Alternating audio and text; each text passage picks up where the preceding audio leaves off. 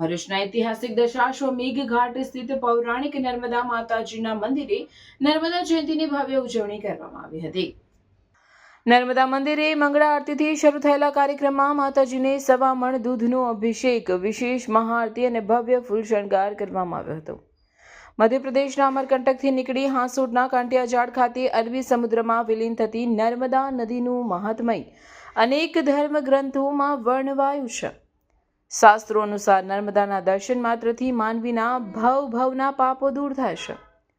આ પાવન અવસર પર મોટી સંખ્યામાં ભક્તોએ માતાજીના દર્શન કરી ધન્યતા અનુભવી હતી।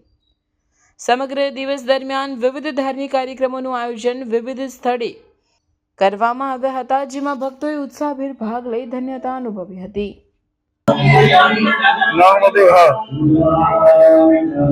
आज महासुद सातम रविवार है। महासुद सातम नो दिवस नर्मदा जयंती तरीके आदि अनादि थी दशाश्वमेघ घाट पर आवेल ऐतिहासिक नर्मदा माताना मंदिरे उजवाय छे અને પણ ભવ્ય રીતે ઉજવાય।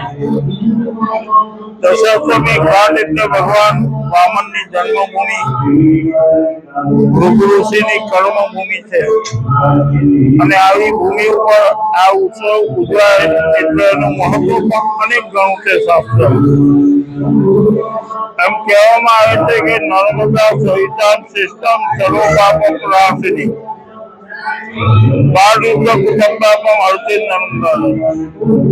नर्मदा दर्शन थी पवित्र करना जो दर्शन थी जो नर्मदा पवित्र करती हो स्थान पर आई जયારે दर्शन करवामां आवे तो विचारो के तमे कितनु पुण्य प्राप्त करी सको, કેટલા જન્મના પાપ નષ્ટ કરી શકો અને કેટલું સુખ પ્રાપ્ત કરી શકો।